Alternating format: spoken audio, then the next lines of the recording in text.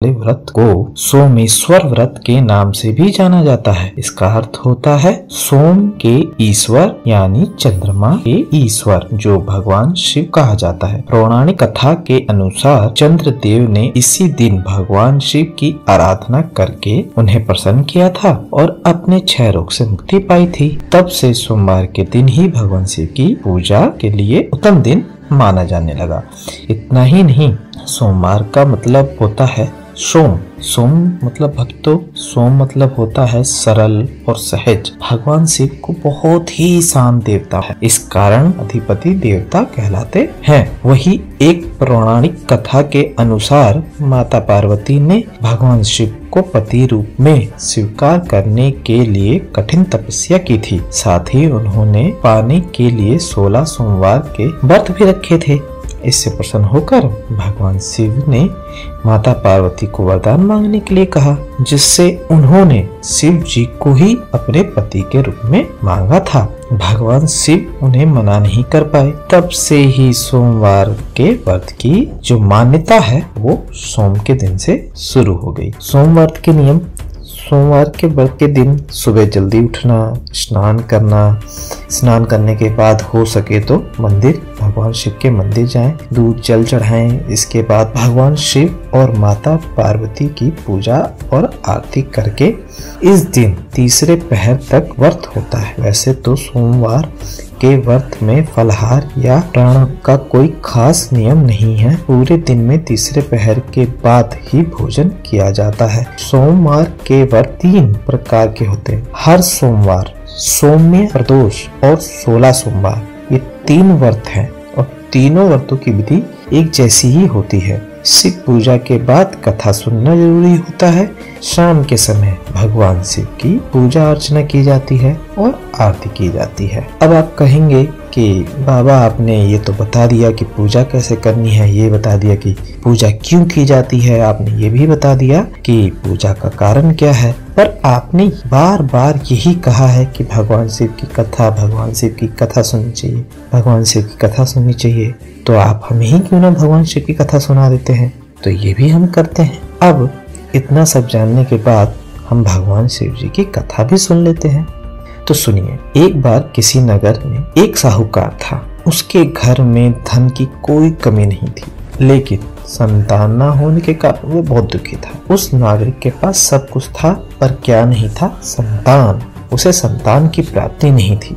संतान की प्राप्ति के लिए वह हर सोमवार को व्रत रखता था और पूरी श्रद्धा के साथ शिव मंदिर जाकर भगवान शिव और माता पार्वती की पूजा करता था। उसकी भक्ति देखकर एक दिन माँ पार्वती प्रसन्न होकर भगवान शिव से साहूकार की मनोकामना पूर्ण करने का निवेदन करती हैं। पार्वती जी के आग्रह पर भगवान शिव जी ने कहा, ठीक है पार्वती, इस संसार में हर प्राणी को उसके कर्मों का फल मिलता है और जिसके भाग्य में जो होगा वो वही भोगेगा। लेकिन पार्वती जी ने साहूकार की भक्ति देखकर उसकी मनोकामना पूर्ण करने की इच्छा व्यक्त की। भोलेनाथ तो हमारे वैसे ही भोले, माता पार्वती की बात टाल नहीं पाए। उन्होंने कहा, ठीक है। शिव ने साहूकार को बेटे प्राप्ति का वरदान दे दी, लेकिन उन्होंने बताया कि यह बालक 12 वर्ष तक जीवित रहेगा। तो उसे इस बात की खुशी हुई और न ही इस बात का दुख। वह पहले की भांति शिव जी की पूजा करता रहा। कुछ समय बाद साहूकार की पत्नी ने एक पुत्र को जन्म दिया। जब वह बालक 11 वर्ष का हुआ तो उसे पढ़ने के लिए काशी भेज दिया गया। साहूकार ने पुत्र के मामा को बुलाकर उसको बहुत सारा धन देते हुए कहा कि तुम इस बालक को काशी विद्या की प्राप्ति के लिए ले जाओ। तुम लोग रास्ते में यज्ञ कराते जाना और ब्राह्मणों को भोजन दीक्षा देते हुए जाना। दोनों मामा भांजे इसी तरह यज्ञ करते हुए और ब्राह्मणों को दान दक्षिणा देते हुए काशी नगर निकल पड़े। इस दौरान रात में एक नगर पड़ा, जहां नगर के राजा के लड़के का विवाह राजा की कन्या से होना था। जिस राजकुमार से उसका विवाह होना था वह एक आंख से काना था। राजकुमार के पिता ने सोचा कि क्यों न किसी ऐसे लड़के से उसकी शादी करा दी जाए जो विवाह करने के बाद मुझसे धन ले और यहाँ से चला जाए। विवाह कराने के बाद मैं दुल्हन अपने घर ले आऊंगा। उसके जो सलाहकार और सिपाही थे वो ढूंढ रहे थे, तभी अचानक उन्हें साहूकार का वो लड़का मिल गया। साहूकार के लड़के को राजा के पास ले जाया गया। उसने साहूकार के पुत्र को देखा। उसने सोचा कि इसी को दूल्हा बना के राजकुमारी से विवाह करा दूंगा। विवाह के बाद इसे धन देके विदा कर दूंगा और राजकुमारी को अपने नगर ले जाऊंगा। लड़के को दूल्हे के वस्त्र पहना के राजकुमारी से विवाह करा दिया गया। साहूकार का पुत्र ईमानदार था। उसे यह बात सही नहीं लगी, इसलिए उसने अवसर पाके राजकुमारी के दुपट्टे पर लिखा कि तुम्हारा विवाह तो मेरे साथ हुआ है, लेकिन जिस राजकुमार के संग तुम्हें भेजा जाएगा वह एकांशिक काना है। मैं तो काशी पढ़ने जा रहा हूँ। जब राजकुमारी ने चुन्नी पर लिखी बात पढ़ी तो उसने अपने माता पिता को ये बात बता दी। राजा ने अपने पुत्री को विदा नहीं किया। फिर बारात वापस चली गई। दूसरी ओर साहूकार का लड़का और मामा काशी पहुंचे और वहां जाकर उन्होंने यज्ञ किया। जिस दिन लड़का 12 साल का हुआ उसी दिन यज्ञ का आयोजन था। लड़के ने अपने मामा से कहा कि मेरी तबीयत कुछ ठीक नहीं। मामा ने कहा कि तुम अंदर जाके आराम कर लो। शिव जी के वरदान अनुसार कुछ ही देर में उस बालक के प्राण निकल गए। मृत भांजे को देखकर उसके मामा ने विलाप करना शुरू कर दिया।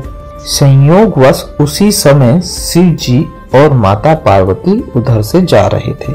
पार्वती माता ने भोलेनाथ से कहा, स्वामी मुझे इसके रोने का स्वर सहन नहीं हो रहा, आप इस व्यक्ति के कष्ट को अवश्य दूर करें। माता पार्वती की बात भोलेनाथ कैसे टाल सकते थे। भोलेनाथ गए।